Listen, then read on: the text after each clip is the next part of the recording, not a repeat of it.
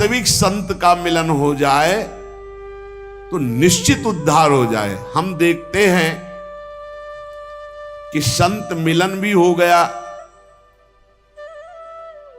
और हमारा कल्याण नहीं हुआ, हमारा दोष नहीं नष्ट हुआ, तो इसका मतलब है कि अभी हम उनकी आज्ञा पर नहीं हैं। जो आज्ञा कर रहे हैं उनका हम पालन नहीं कर रहे। आज्ञा पालन का मतलब है उनका स्पर्श हो जाना। तो स्पर्श में अगर थोड़ी भी अंतराय बनी रही तो पारस लोहे को सोना नहीं बना पाता। एक दिन एक सेवक ने संत से कहा कि मुझे बहुत धन की लालसा है, उनका मैं स्नान करके आता हूं, कुटिया में पारसमणि रखी, फिर दे दूंगा, आप अपने घर में लोहे में छुआ लेना तो सब सोना बन जाएगा, बड़े धनी हो जाओगे। वो स्नान करने के लिए गए नदी में, उसको बेचैनी हुई, पूरी कुटिया में ढूंढ डाला, कहां है पारसमणि। अब छोटी कुटिया पूरा ढूंढ डाला, कहीं नहीं मिली पारसमणि। संत जी आए तो उनका, भगवान इस कुटिया में पारसमणि कहां आपने छुपा रखी। छुपा क्या रखी? वो सामने रखी, लोहे की डिबिया में रखी, ला उठा के। उनका, भगवान ये पारस कैसे हो सकती, जब लोहे की डिबिया कोई सोना नहीं बना पाई तो ये आप हमको क्यों बहलावे में डाल रहे हैं कि हम पारसमणि दे देंगे, आप लोहे में स्पर्श कराकर सोना बना लेंगे। तो उनका, रुक जाओ। खोला और रुई का बीच में भेद है, पर्दा है। बोले, देखिए लोहे की डिबिया और बीच में रुई और ऊपर पारसमणि, इसलिए सोना नहीं बन। जो ही हटा करके सीधे स्पर्श कराया वो सोना बन गई। जब तक हम मनमानी अहंकार से प्रेरित होकर आचरण करेंगे तो संत संग होने पर भी स्पर्श प्राप्त नहीं हुआ। नहीं तो लोहा स्वर्ण बन जाता है पारस के स्पर्श से, और संत आप उस सरिस चाहें सबकी ना, वो अपने समान बना देते हैं। संत मिले, लाभ नहीं हुआ, इसका मतलब है आपने सत्संग को धारण नहीं किया, आज्ञा पालन नहीं की, मनमानी आचरण किए। लेकिन फिर भी तुम्हें निराश नहीं होना। ध्यान दीजिए, संत बहुत बड़े धनी हैं और हम दरिद्र हैं। तो एक और प्रणाली है, वसीयतनामा। अपनी संपत्ति को अनाधिकारी को भी दे सकते हैं। तभी कहा है कि संतन के संग लाग तेरी अच्छी बनेगी। नहीं हम आचरण उतार पा रहे, हम उस कोट से नहीं आज्ञा पालन कर पा रहे, पर हम गला भी नहीं छोड़ने वाले, आपके गले पड़ गए। अब हम आपको छोड़ने वाले नहीं, आपका पीछा छोड़ने वाले नहीं, हम आचरणहीन हैं, आपके योग्य नहीं, पक्की बात, पर हम आपको छोड़ने वाले नहीं। ऐसे पीछे पड़ जाए, वो दुत्कारे, चलो उनके पीछे पड़ जाओ। तो बोले, उनको अपनी भागवतिक संपत्ति का वसीयतनामा करना आता है, और आज तक इसी पद्धति से परम पद मिला है। संतों की आज्ञा पर अक्षरशः तो कोई संत ही चल पाएगा, अपने तो साधारण जीव है, उनकी आज्ञा में कहीं न कहीं त्रुटि तो हो जाती। तो हमें निराश नहीं होना, हमें दूसरी बात पर ध्यान देना है कि ये वसीयत, अच्छा तो बोले एक दो को वसीयतनामा एक को कर देंगे, नहीं, इनकी संपत्ति इतनी बड़ी है कि अनंत ब्रह्मांडों का वसीयतनामा करने के बाद फिर भी बची रहेगी, क्योंकि अनंत है इनकी संपत्ति। भगवान का एक नाम अनंत है, अनंत संपत्ति है। देखो, महिमा तेरी कहा कहूं श्री हरिवंश दयाल, तेरे द्वारे बटत है सहज लाडली लाल। तो बोले एक को दे दिया तो अब हमें कैसे देंगे? नहीं, वो अनंत है, अनंतों की झोली में लाडली लाल डालने पर भी, दे देने पर भी उनकी संपत्ति सुरक्षित है। वो वसीयतनामा कर देते हैं। जे भी वसीयत हुआ तो दरिद्र भी संपत्तिवान हो गया। इसीलिए संतों के संग की महिमा है। कभी तो हमारी दीनता पर, हमारी दुष्टता पर, हमारी अधमता पर रीझ गए, बहुत दिन से पीछे लगा, चलो जाओ। उनकी कृपा क्या होती है? उनकी संपत्ति दान क्या होती? भगवान से, प्रियालाल से कहना। प्रियालाल अपने संतों की बात को नहीं टालते। बस आप इतना समझ लेना, ये हमने प्रत्यक्ष देखा है। महापुरुषों की अनंत सामर्थ्य दरिद्र को तत्काल वसीयत करके संपत्तिवान बना देना बहुत कठिन। इसीलिए विषयी पुरुष को भगवान के मार्ग में लगाया जा सकता है, भक्ति के मार्ग में लगाया जा सकता है, बहुत कठिन है। पर उससे हजारों गुना कठिन है कि जो अभेद तत्व भक्ति में लगा है, अभेद भक्ति, ज्ञान भक्ति में, जो ये भी भगवान की एक अभेद भक्ति है, इसमें जो लगा हुआ है कि अहम ब्रह्मास्मि, उसको दासत्व में लाना, ये बहुत कठिन बात है। ये चमत्कार केवल महापुरुषों में होता है कि जबरदस्ती बलात् उसके हृदय को, जैसे राधा बाबा के हृदय को भाई जी ने बदल दिया, पैर छू के बदल दिया। देखो दाता कैसे हैं, पैर छू के वो वस्तु दी जो पैर छू के मांगने पे भी नहीं मिलती। अगर संत संग मिल गया है तो ये प्रमाद मत करना कि तुम उनकी अवहेलना करके हट जाओ। भाई इतनी बात पकड़नी है। पद्म पुराण में एक प्रसंग आया कि किसी प्राणी का शव जल रहा था। एक भगवत प्राप्त महात्मा वहां से निकले, उसके शव पर दृष्टि चली गई तो उसको नरक ले जाया जा रहा था। उस प्राणी को जिसका शरीर जल रहा था यमदूत नरक ले जा रहे थे, और उस भगवत प्राप्त महात्मा की दृष्टि पड़ गई चिता में जलती हुई, तो तत्काल वहां भगवत पार्षद आ गए, यमदूतों से छुटा के भगवत धाम ले। यात्रा बदल गई उसकी, नरक ले जा रहे तो भगवत धाम चले। मृत व्यक्ति की जली हुई चिता पे दृष्टि पड़ने मात्र से जब वो भगवत प्राप्ति के योग्य हो गया, तो जिंदा में उनकी दृष्टि पड़े, उपदेश हो, नाम कीर्तन सुने, उनकी आज्ञा पे रहे, तो उसको भगवत प्राप्ति नहीं हो जाएगी। इसमें क्या संशय?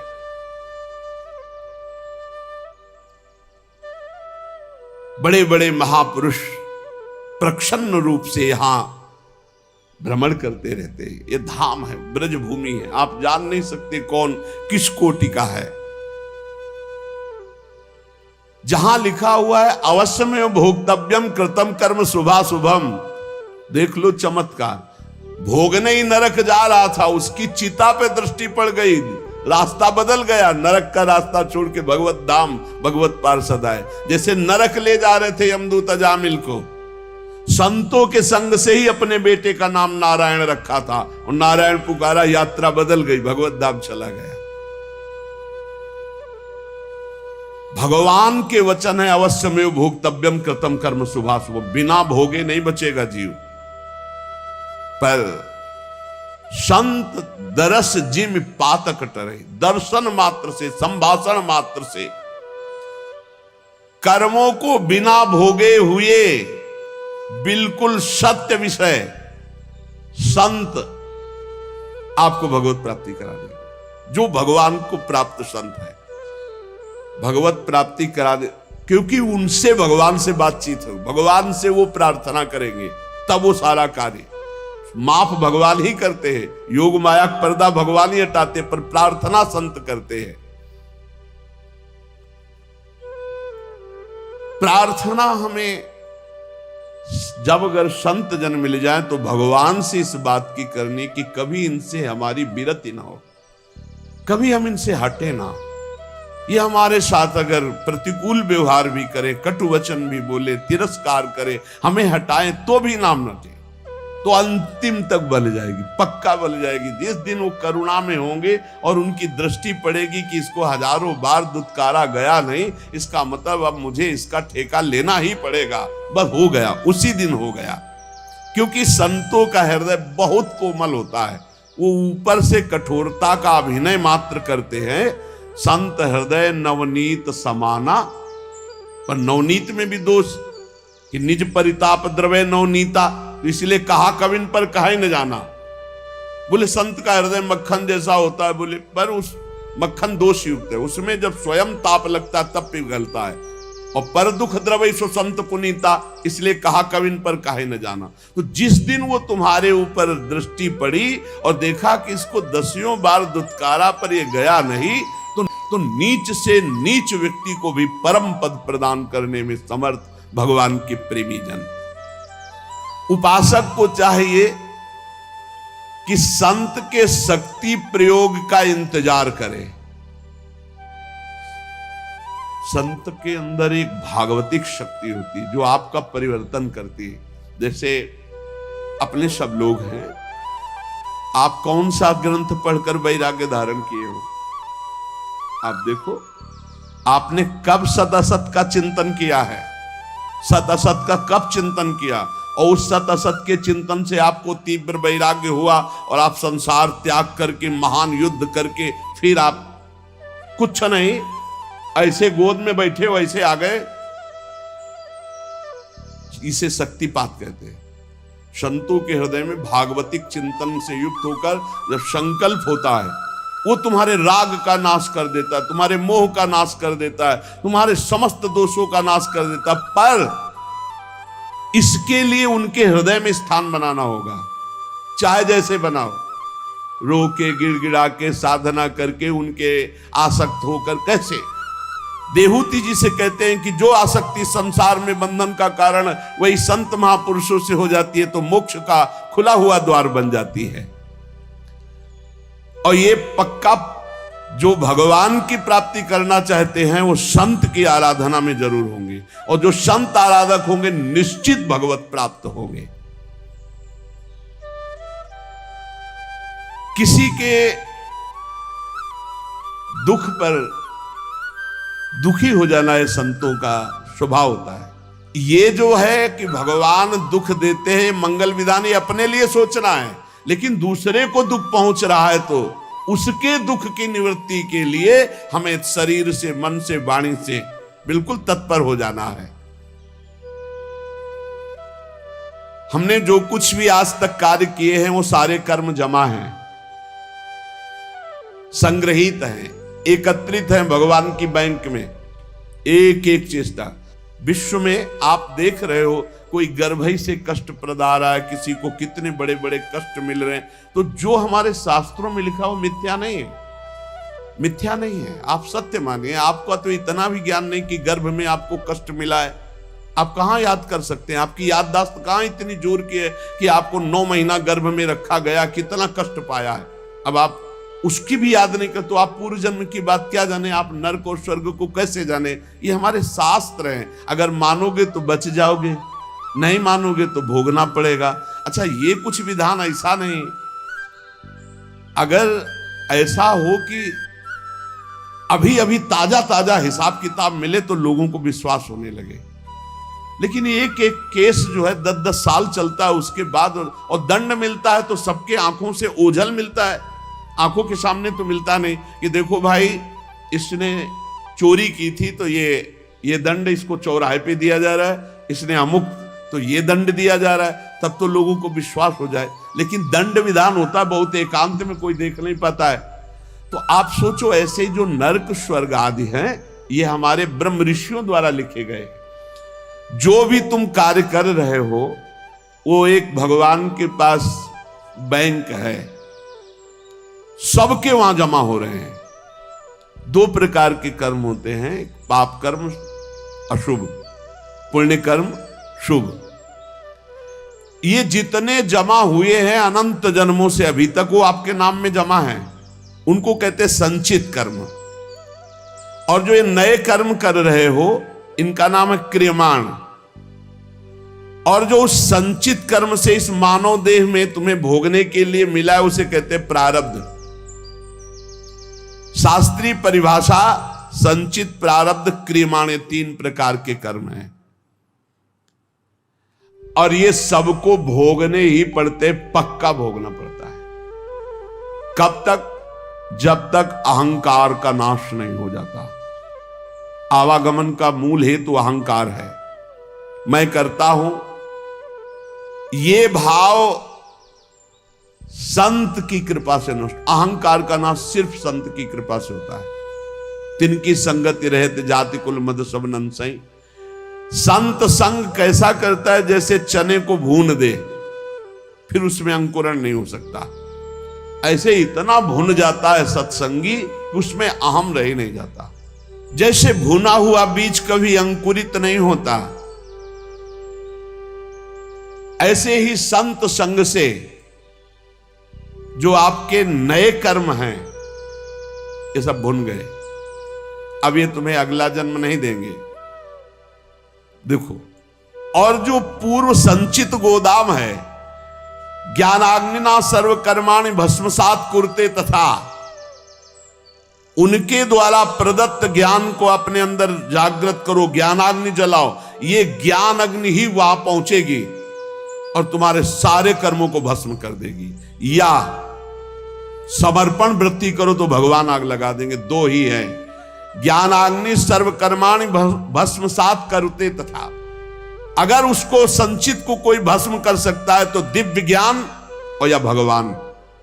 ज्ञान गुरु से प्राप्त होता है और समर्पण आश्रय भी गुरुदेव से प्राप्त होता है। दोनों संतों से प्राप्त होते हैं। दो प्रकार से भस्म हो सकता है संचित कर्म, या तो भगवान भस्म कर दे, अहम त्वाम स्वरूपापेभ्यो मोक्षयिष्यामि मा शुचा तेषाम् अहम समुद्धरता मृत्यु संसार सागरात, और या फिर गुरु से इतना ज्ञान प्रकट हो जाए, ज्ञानाग्नि सर्व कर्माणि भस्मसात कुरुते तथा, वो ज्ञानाग्नि के द्वारा संचित कर्म। ऐसा ज्ञान बहुत दुर्लभ है।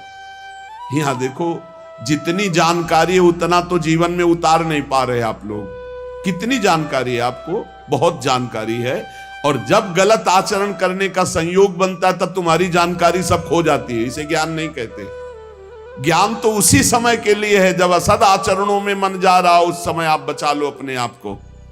तो उपाय है सबसे बढ़िया, भगवान के प्रति समर्पित हो जाना।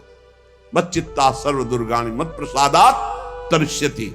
जिसने मेरे में चित्त लगा दिया, सब दुर्गुण नष्ट हो जाते हैं और मैं उनके संचित कर्मों को भस्म कर देता हूं। अहम त्वाम स्वरूपापेभ्यो मोक्षयिष्यामि मा शुचा। और प्रारब्ध बड़े बड़े ऋषियों को भोगना पड़ता है। सावधान, प्रारब्ध भोगने के लिए तैयार रहो। इसमें भक्ति को दोष मत देना है। जो संचित से शरीर रच गया उसको भोगना पड़ेगा, कमर कस लो। प्रारब्ध भोगना। रामकृष्ण परमहंस जी के गले में कैंसर था, जो पूरे विश्व के कैंसर को मिटाने की सामर्थ्य रखते थे। भीष्म पितामह जी को पूर्व प्रारब्ध सांप को एक बबूल के पेड़ में फेंक दिया था, तो कई दिनों में तड़प तड़प के मरा था। उसका प्रारब्ध बना था करके 6 महीना बाणों की सैया पे। अखंड बाल ब्रह्मचारी।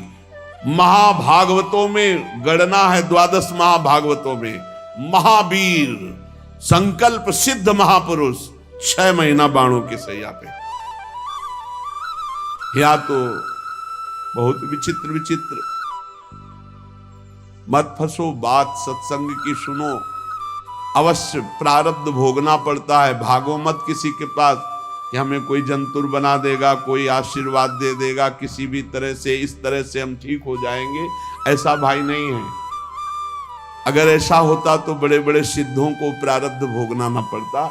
आप विश्वास कीजिए, बहुत बड़े बड़े महापुरुषों को कष्ट शारीरिक भोगने पड़े हैं। चाहे कोई भी हो, आप जिन जिन महापुरुषों के सानिध्य में देखा, अरे भाई इतना कठोर तप और भजन और शरीर का प्रारब्ध आया तो पैर में कीड़े पड़ गए। आप नहीं समझते, प्रारब्ध बहुत बलवान होता है। ये सब भगवान की माया का खेल है। प्रारब्ध शरीर का बड़े बड़ों को भोगना पड़ता है। उसको मिटाने की चेष्टा न करके भजन करके सहते हुए भगवत प्राप्ति की तरफ चलो। इसीलिए आज तक बड़े बड़े महापुरुष, भाई जी सर्वज्ञ महापुरुष हो गए थे। सर्वज्ञ। एक परिवार बहुत त्रसित था, अर्थ का व्यापार कर करके हार गया था, कर्जा हो गया था, अर्थ नहीं था, खाने को नहीं था, बेटियां ब्याह के लिए थी, परिवार बड़ा था। उसने विचार किया आज रात के 12 बजे अपने शरीर को छोड़ देंगे। शाम टाइम गाड़ी दरवाजे पे लगी अब उस गरीब आदमी के दरवाजे गाड़ी, वो घबरा गया कि क्या हो गया, हमारे पास कौन है, कोई रिश्तेदार नहीं, कोई मित्र नहीं, कोई हम पर। गाड़ी से भाई जी उतरे। भाई जी को कभी देखा नहीं, अपने आप अपने घर जैसा भाई जी अंदर जा रहे। अवस्था ज्येष्ठ श्रेष्ठ, इसलिए कहा बाबूजी कैसे आप, आपसे ही बात करनी, थोड़ा एकांत में चलिए आप। तो बड़ा आनंद मिल रहा था, कोई संशय नहीं हो रहा था, क्योंकि भगवत प्राप्त महापुरुष वो बावरा हुआ जा रहा था कि मानो हमारे घर भगवान ही आए हैं। कमरे में ले गया, बोले दरवाजा बंद कर लो। बंद किया। बोले भाई आज तुम रात्रि के जो करना चाहते हो, इससे जीव की बहुत दुर्गति होती है। ये बात उसने किसी से कही नहीं थी, और भगवान तुम पर बहुत प्रसन्न है। एक थैले से मोटी गड्डी निकाली रुपए की, और कहा ये लो, इससे जो तुम्हें लगे उचित व्यापार करना। अगर व्यापार में हानि होती तो भी चिंता मत करना, ये ना पैसे वापस करने, ये आपके हैं। और कुछ दिन लगातार ऐसे ही आपके पास पैसे आते रहेंगे, जिनसे आपका बेटी का भी ब्याह हो जाएगा। बड़े बड़े धनी मानी भाई जी के चरणों से जुड़े थे, तो धन का प्रथम सदुपयोग यही है, इसलिए भाई जी प्रेरित कर देते थे। अब वो रो के चरणों में गिर गया, मेरे भगवान आपके। भाई जी ने कहा भगवान आपको बहुत प्यार करते हैं। उन्होंने ऐसे सर्वज्ञ महापुरुष जो सब बात, एक आदमी कंबल ओढ़े हुए, आप पढ़ लेना चरित्र, मुंह ही नहीं खोल रहा था, उसे कई लोग लाए हुए थे। भाई जी ने कहा क्या हो गया? बोले शरीर छोड़ना चाहता है और आप ही समझा सकते हो। भाई जी ने कहा क्या है, कंबल क्यों ओढ़े हो, हटाओ कंबल। जो ही कंबल हटा, मवाद बह रहा था, गलित कुष्ठ पूरे शरीर। बोले भाई जी से कहा कि बाबूजी अब ऐसे में शरीर रखना उचित है या त्याग देना? भाई जी ने कहा अरे शरीर श्री कृष्ण प्राप्ति के लिए गले से लगा लिया। वो चीख पड़ा, अरे नहीं मेरा घृणित शरीर खत्म। ऐसे महापुरुष अपने उदर के कैंसर में भारी पीड़ा से युक्त शरीर का त्याग किया है। आप सोचो, जो चुटकी बजाते भजन बल से प्रारब्ध नष्ट कर सकते हैं, अपने ऊपर लेकर के प्रारब्ध बड़े बड़ों को भोगना पड़ता है। भीष्म पितामह के रोम रोम में बाण लगे थे, शरीर में 2 अंगुल जगह भी नहीं बची थी जहां बाण ना लगा हो। इतने बाणों से विद्ध होने पर भी वो हर समय श्री कृष्ण सुमिरन कर रहे थे। वृंदावन में रामकृष्ण दास जी बड़े भारी महात्मा थे, उनको भी कैंसर हो गया। प्रारब्ध के भोग भोगने पड़ते हैं। प्रारब्ध के भोग में यदि दृष्टि बदल सकती है तो कोई संत महात्मा पहुंचा हुआ उसे मिटा सकता है। वो भी मिटाते क्या है, सब समेट के अपने ऊपर ले लेते हैं। आप सच्ची मानिए, संतों की कृपा हम कैसे।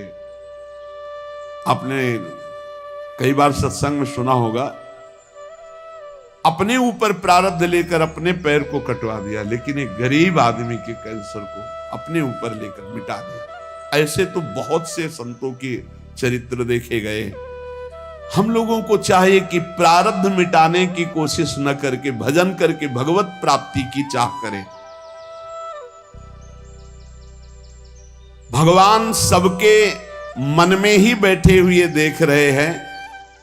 मन से ही दुख सुख होता है। जब आप भजन करेंगे तो प्रारब्ध का आपको दुख नहीं होगा, भोगने में बड़ा आनंद आएगा। भला दुख भोगने में आनंद आता है, लेकिन आनंद आता है कब? जब मन भगवान से जुड़ा होता है। आप ये समझ लीजिए, दुख भोगने में बड़ा आनंद आता है जब मन भगवान से जुड़ा होता है। मन में भगवान बैठ जाते, आनंद ही आनंद। प्रारब्ध का भोग 3 प्रकार से होता है, एक स्वेच्छा से, एक अनिच्छा से और एक परेक्षा से। हमारे मन में हमारा प्रारब्ध भोग प्रेरणा करता है और हम कुछ अपने साथ गलत कर बैठते हैं, गलत चेष्टा। वो बहुत बुरा प्रारब्ध होता है। जैसे जल में छलांग लगा दी, पेड़ में लटक गए, आग में कूद गए, जहर खा लिया या कुछ ऐसा, ये बहुत बुरा प्रारब्ध होता है। इससे बचना असंभव सा है। अगर उसके पहले सत्संग मिल जाए, कोई संत कृपा कर दे, भाव बदल जाए, तो बहुत से लोग हैं जो अपने भावों को बदल चुके सत्संग से। नहीं तो ये जो पहला है स्वेच्छा से, ये बहुत खतरनाक, क्योंकि कोई जान ही नहीं पाता कि उसके अंदर चल क्या रहा है, और वो खतरनाक प्रारब्ध उसको नष्ट कर देता है। स्वेच्छा, जानबूझ करके अपने शरीर को नष्ट करना, बहुत बुरा प्रारब्ध होता है, बहुत बुरा प्रारब्ध होता है। स्वेच्छाकृत प्रारब्ध बहुत भयानक होता है। यह तभी मिट सकता है जब किसी महापुरुष का संग मिल जाए और उनके वचनों से हमारा चिंतन बदल जाए। वो चिंतन तभी बदलेगा, पाप हल्के होते हैं दर्शन से, संभाषण से, उनकी कृपा से। वो कहते ना, आपने बचा लिया, नहीं तो हम तो शरीर को नष्ट कर देते। मतलब उनकी विचारधारा को परिवर्तित कर दिया गया, क्योंकि ये स्वेच्छाकृत प्रारब्ध है, ये आपके अंदर है बैठा हुआ, मार देगा। कभी किसी के अंदर अगर इस भयानक पाप बन जाएगा तो ये जागृत हो जाएगा कि क्या करूं, शरीर छोड़ दूं क्या, ऐसा आने लगेगा भारी प्रारब्ध।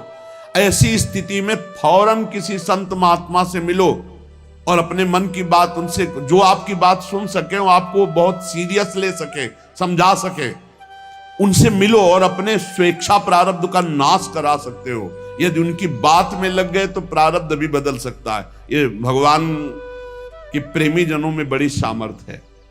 ये स्वेच्छाकृत प्रारब्ध बड़ा भयावना होता है। बहुत सुविधाएं सब हैं, कोई बात एकदम मन में लगी, इतनी विपरीत होती चली गई, तो प्रारब्ध भोग आपको वैसे ही प्रेरित करता चला गया, ऐसा स्वेच्छाकृत। और एक होता है अनिच्छाकृत। अब वो छलांग लगाई थी कूद करके जल में, और उसको पता नहीं था जहां छलांग लगाई ऊपर से नीचे 2-3 हाथ के नीचे वो सीमेंट की बहुत बड़ी बांध थी। वो सीधे 50 हाथ ऊपर से कूदा, खोपड़ी के बल से खोपड़ी फटी, मर गया। यद्यपि उसकी इच्छा नहीं थी, प्रारब्ध ने मार दिया। अनिच्छा प्रारब्ध। आप जा रहे हैं, अचानक पैर फिसला, मुंह के बल गिरे, अचानक पैर फिसला, हाथ पैर टूट गए, आप चाह नहीं रहे। ये एक है चाह वाला स्वेच्छा प्रारब्ध, और एक है ये अनिच्छा प्रारब्ध। अनिच्छा प्रारब्ध संयोग बना देता है। बाथरूम में गए, एकदम फिसल गया, एकदम गिरे, ऐसे नहीं, वहां तो जा रहे थे स्नान के लिए, लेकिन पैर फिसल गया। किसी कार्य के लिए, बड़े मंगल कार्य के लिए जा रहे, लेकिन अनिच्छा प्रारब्ध बहुत जोर का, ये भी होता है। प्रारब्ध तो प्रारब्ध है। अनिच्छा प्रारब्ध किसी की इच्छा नहीं, लेकिन संयोग आपके नष्ट करने का बन जाएगा, संयोग बन जाएगा। वो किसी व्यक्ति से भी हो सकता है। आप आराम से चले जा रहे हैं, उसको नींद आ गई और गाड़ी चढ़ा दी आप पे, उसकी ना इच्छा है ना आपकी इच्छा है, अनिच्छा प्रारब्ध। अब 1 मिनट पहले वहां से निकल जाते तो वो जो ऊपर की बालकनी थी उनके ऊपर ना गिरती, मस्ती से आराम से जा रहे, ठीक समय पे बालकनी नीचे गिर के मर गए। बैठे चाय पी रहे, पेपर पढ़ रहे, पीछे की दीवार गिर गई। अनिच्छा प्रारब्ध बहुत तरह का होता है। अनिच्छा प्रारब्ध को मिटाने के लिए भी भगवद आराधना, संत संग। कई बार आपसे प्रार्थना की है, अगर आप याद किए हो सत्संग में, कि आप जब अपने घर से निकले तो 5 महाभागवतों का नाम जरूर ले ले। बिल्कुल आपका हर प्रारब्ध संयमित हो जाएगा। आप ध्यान रखना, भक्ति भक्त भगवंत गुरु चतुर नाम बपु एक, इनके पद बंधन के नासत विघ्न अनेक। हमारी हाथ जोड़ के प्रार्थना है कि इतना बड़ा विघ्न जिसे कोई विघ्नराज नहीं काट सकते, वो भक्तों का स्मरण काट सकता है। अजहू सोच विचार के गई भक्तन पद ओट, हरि कृपाल सब